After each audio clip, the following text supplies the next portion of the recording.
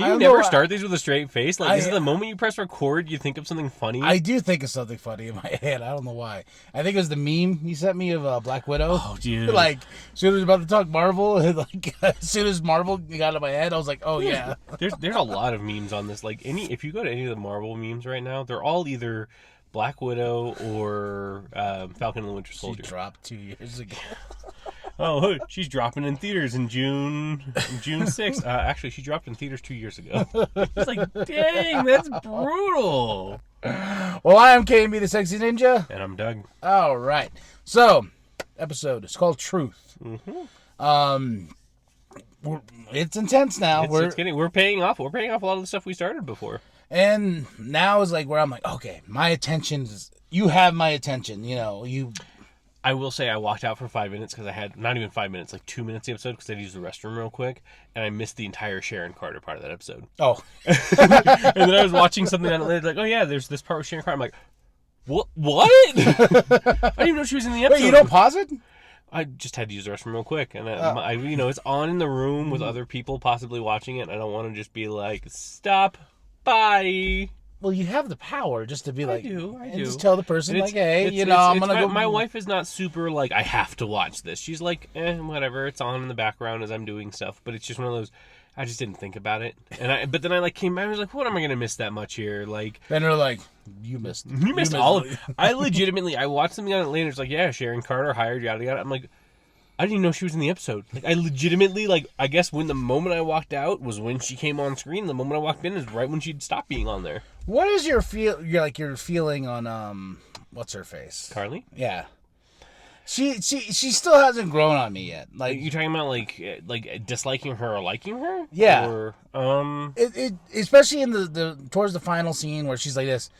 Where he was like, we're working with criminals, and like, we are criminals, and I'm just like, seems so whiny to me. You know what I mean? It took a weird turn for me. Where I think the previous episode, I really liked her when she was having a conversation with Sam, and she was being very sympathetic, and I was just like, that makes sense why you're having these issues. And then suddenly she just goes like, I'm evil, and you're like, but what? Like, I understand that you feel like Sam might have betrayed you, but then you talk to his sister, and his sister was like, he's a good guy. He's not working for these dicks.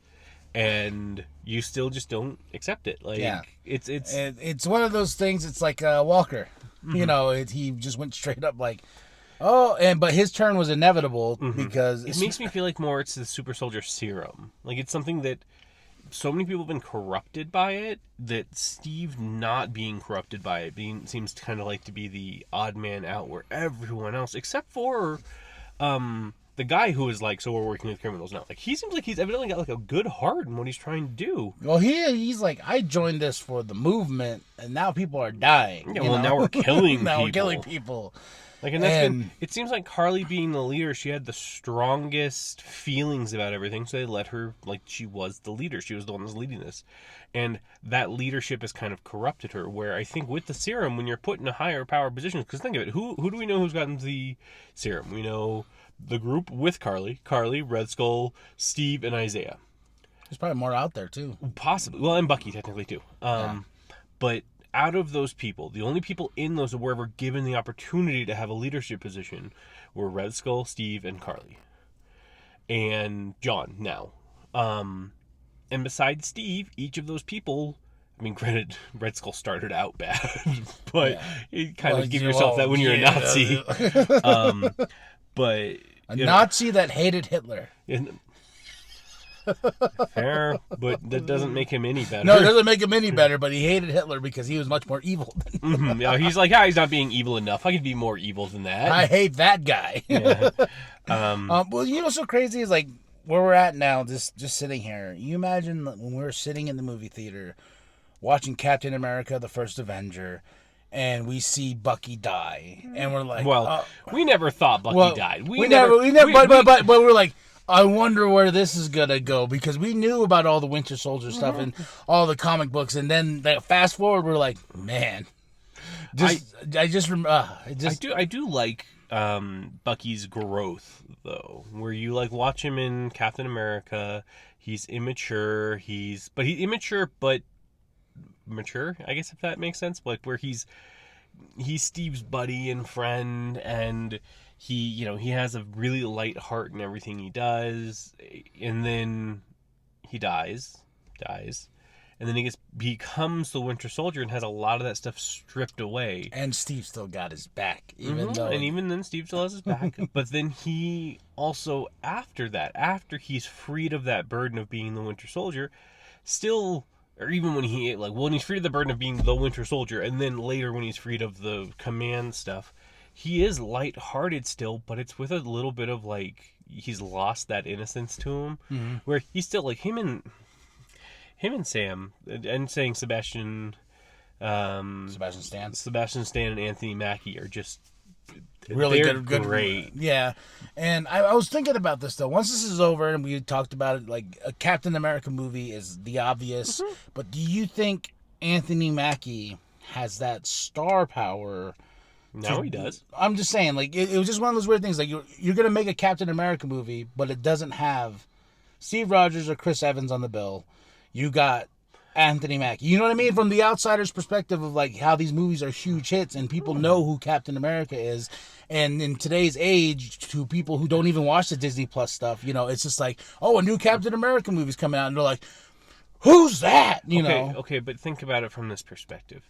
I don't know, 8+ years ago, would we have ever thought about really like deeply falling in love with a movie or the TV show with Don't say Agents of S.H.I.E.L.D. No. I don't particularly care for Agents of S.H.I.E.L.D., honestly. No. I don't either. But with Paul Bettany and why can't I remember her name? Something Olsen. Oh, Elizabeth Olsen. Sorry, I keep getting her and her sister. Her sisters don't do anything anymore, but I keep like wanting to say Mary-Kate or Ashley. I think they're like fashion stylist something like that. Yeah. But with Elizabeth Olsen and Paul Bettany, a TV show like that, would you really think that we'd 10 years ago we would have cared? We would have ripped it apart and be like, why'd you give us this garbage? At that point in time, Paul Bettany's thing he was probably most known for was being the albino in the Da Vinci Code. Yeah. And nobody even really knew about Elizabeth Olsen. And then, you jump to now and we're like, wow, that was a really good show. And you know what? If they make a movie with Benedict Cumberbatch and Elizabeth Olsen, I'm going to go watch that. Well, it's like I knew Elizabeth Olsen through Old Boy, with why am I forgetting Thanos' name? Josh Brolin. Yeah, Josh Brolin. That's where I remember getting introduced to Elizabeth Olsen, and then I was just like, oh, there's another Olsen, Yeah. I was like, what? Well, at first when I saw that she was Elizabeth Olsen, I'm like, she can't be related to them, is she? And I'm like, oh, no, she's the younger sister. Okay. And she has the acting chops that they didn't get. Yeah. No, she wasn't a child star like her sisters were. So, no. And then another big thing about this episode that I really did like, and it's kind of hard for some people to talk about too, but the subject of race in this episode I really liked it. Like, it's one of those, you've seen Isaiah and how jaded he is with everything in it, but you see Sam who, yes, he's a little optimistic about things, but he's not ignorant. Like, he's not they're going to love me. He understands what things are like. And they're pulling elements from that Sam run I love with him as Captain America, because when Steve loses the super soldier serum, gets really old, and he becomes like an agent with S.H.I.E.L.D., Steve Rogers. One where he works with Deadpool a lot. Yeah. And, then he gives the S.H.I.E.L.D. to Sam. And he's like, hey, and Sam has to deal with all the political bullshit of just like, yes, I'm black, but I am Captain America. And then you had that one half of the, like, no, you're not, and it was just constant uphill battle for him. And he did walk away from the S.H.I.E.L.D. when Steve came back, and he was like, I am the Falcon. And sadly, that run went like 4 issues and they canceled it. And I was just like, I think that, like, it's rough to watch to a point. Like, it's very real is what it kind of feels like. And I just watch it and I just go, wow, this is a lot of struggle that he's going through. That, I mean, even Bucky brings it up where he's like, Steven, I don't think either of us thought about what it was like giving it to a black man. Like, because they don't think like that. Yeah, they see a man in front of them. They don't see the qualities in him. They don't see what he looks like. They see the good qualities in him, and they just like, yeah, no, you epitomize everything that we would want from a Captain America. And but I gotta say that last scene when he opens it up, and I'm just like, oh, you tease, oh, Marvel, you tease, just like, And like you were talking about the suit, I can't wait. I really want it to be the Falcon Captain America suit that like you see in the. And I hope it's like last minute, just like Buck's trying to hold him off and this and that, and all of a sudden he goes, "On your left." No, because that's Falcon's line. That's not Captain's. Well, I guess that was Captain's line, but still, it became his line. I don't know. I think that I don't think that Anthony Mackie necessarily needs Sebastian Stan to be with him, but they're gonna be teamed together. I think. Well, yeah, but I don't want Bucky to. I don't want Bucky to be the sidekick, because I think Bucky's always been the sidekick. He's always been the sidekick, but I remember when he became the Winter Soldier, it was like such a cool concept because I remember the rumblings in the comic book world. They're like, "Oh, they're bringing back Bucky," and I'm like, "Whoa, wait, Bucky? You mean like little, I'm gonna," and like he's brainwashed and all this and that. I think the movies fixed that to a point though, as far as like when Bucky came back, you're like they didn't need to change him for him to be a credible threat. They just needed to brain control him. Yeah, because he's always his size and his acting and stuff like that. And what I think I loved about Bucky's Winter Soldier was it reminded me a lot of like what they did with Jason Todd. When they killed Jason Todd off because everyone voted for him to die. And, then they're like, oh, no, well, he's alive. He's back. And, you don't want to mess with the Red Hood, And that's, I like that aspect with Bucky because he was really not. He was a ward. Yeah, that's it. That's all he was. He wasn't really anything added to the Captain America books, but he was like, always there. I'm Bucky, And I really love what the movies have done with him from the beginning all the way till now. And you can feel the relationship between him and Steve. Then when Steve's I think gone, what made the relationship better initially was you look at Steve, you look at him at their first times. Steve's this little stick dude, and Bucky always has to protect him. Then you switch that dynamic when he becomes Captain America, and he fails to protect Bucky, so he holds that with him always. Bucky comes back, Bucky's safe.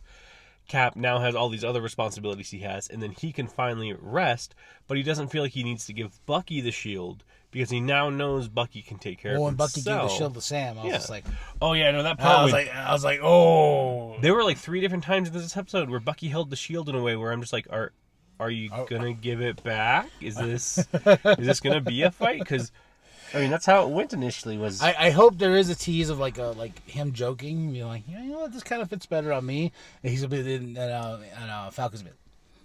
Give me that. I will say I did like in that episode. Another part I really liked about them is when they were having the interaction on the boat, like when they were just talking, like because this episode had that really cool fight scene in the beginning, and it was more a lot about the human elements of what was going on, and Sam being kind of a grief counselor, a soldier's grief counselor, stuff like that. He has this insight of understanding to Bucky that Bucky's never really gotten to talk to someone about. Yeah. And I hope their therapist comes back.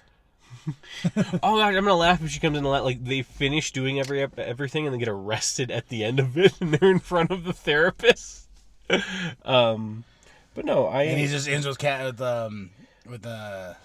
Sam being like, "I am Captain America." Then boom. Yeah, but no, the part when he talks about he doesn't really think about using his robot arm all that much because he's right-handed and his right hand's the human hand, and you're like, I can understand that. Like if you suddenly lost your non-dominant hand and it got replaced, like Luke, you lose your non-dominant hand and it becomes a robot hand. Would you think about using it all the time? No, he lost his right hand and he was right-handed. So yeah, he knows when to use it though. When he knows in combat when to use it. That was the thing, was he didn't think about using it initially. Man. Oh, you remember the trailer for the Winter Soldier, and just when they're jumping out the window and he throws a shield and boom! I just remember everybody that was like, oh. I was really kind of hoping that was a moment that was going to happen with John Walker and the fight. He's going to throw it and Bucky's going to be like, and it was just like, oh, okay. Man, I think after this I'm going to watch the Winter Soldier. That's a good one. I don't know. I might watch the first Avengers, the first Captain America. That's still my favorite. That's still my favorite out of all of them. I don't know. I like Civil War parts, but that's not as much of a Captain America movie as that is an Avengers movie, a light Avengers movie. And Winter Soldier is good, and it's got a lot more like deep nuance to it. But just the innocence from watching Captain America. I love the first Captain America movie a lot because I've always been a fan of all these characters like Captain and Iron Man, and then when they're like, we're doing a Captain America movie, I was like, ugh, how are you gonna do that? You know, just because like I'm like, It seems like it'd be really really stupid to a point. If you catch my drift. Yeah. Then we saw the movie. I was like, oh, okay. It's even like the first Thor movie. Like, I love the first Thor movie because it was one of those things where I was just like, that's a big character to try to bring into this world, and they did it. And I will say that was probably, as far as directing goes, the weakest one for me with Kenneth Branagh, because I really love Kenneth Branagh as an actor, and he's super Shakespearean in a lot of the stuff he does. But then you watch Thor, and you're like, you're trying too much to be Shakespearean. And then the tilt. Yeah, the Dutch angles for everything. But no, I still like those first movies. Still hold a nice place in my heart because we were like, okay, we can imagine where we're gonna go, but we didn't imagine we'll be right here watching TV shows based in this universe, you know, because they were trying with the Daredevil, Punisher, and they're like, and then they didn't want those to be connected to the MCU though. That was, I feel like, kind of the problem. It's like, the Chitauri attacked, but we're not gonna deal with the Avengers. Yeah, and they're like, over there's Avengers Tower. See it way over there? Yeah, it's right there. And little hints of it, you know, but never really fully like. So I hope Charlie Cox does come back for Spider-Man, and he is like Spider-Man's lawyer from what I'm hearing in Spider-Man 3, because I was be like, oh, thank God, because I did like his Daredevil. Or they could just bring back Ben Affleck as Daredevil, and That'd be the funniest thing. I just rewatched that the other day. Yeah, still love that movie. I still don't think I feel like that is probably one of the most crapped on MCU movies, or Marvel movies, that is not bad. I'm not saying it's amazing. I'm just saying it's for the time. It's an early 2000s movie. And it holds up. It's fun still. Well, it's like, I don't like the director's cut for some reason. I do like just the regular theatrical cut. I don't remember. I think I normally do watch the director's cut, but I can't remember the last time that I actually watched them like near enough to each other that I can tell the difference between the two. Well, yeah, there's a big difference, but it's like a difference. I'm like, you really didn't need to do that, but cool on a director to get his vision out there, whatever. You know, it'd be even funnier though if instead of having Ben Affleck come back, they just had Froggy being played by Jon Favreau. And Happy comes in. And they look at each other like, sup. But overall, the episode. The score for the episode, I give this a solid 8. I'm gonna actually go the same on that one. Yeah, this time. because we're revving up. Now they gave me the big tease where I'm like, I'm coming back next Friday and nothing's stopping me. So let us know what you think of the episode. Are you ready to see Sam don the Captain America outfit and look awesome? Is he gonna have a little red, white, and blue wing?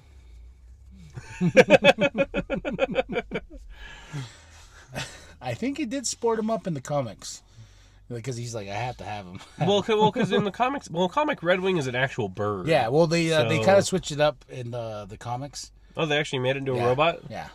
Oh. Yeah, because the bird thing, I was just like, oh, that would have been so awesome if they actually brought a real bird into the mix. No, if they're like, he's just telepathic with birds. That was his actual superpower, was he was telepathic to birds. And I'm like, that is a lame superpower, all things considered, in this world. Wait until it happens and like all of a sudden he's just like, and all the birds and pigeons. There's going to be that thing that actually puts the X-Men mutants into the universe, and it's just going to give Sam the mutant power of being able to speak to hawks specifically. Oh, imagine how much shit Bucky would give him. Like, oh, that's your superpower? Followed up immediately by a bird on his arm. Really? Let us know what you think of the episode. Truth. It's out now. The finale is next week. And we'll be here to talk about it and nerd out and everything like that. Like and subscribe. Share it with your grandma. Share it with your grandpa. Share it with the bum down at Walmart. I am KMB The Sexy Ninja. And I'm Doug. And yeah, that's it. That's all. Go check it out. Peace.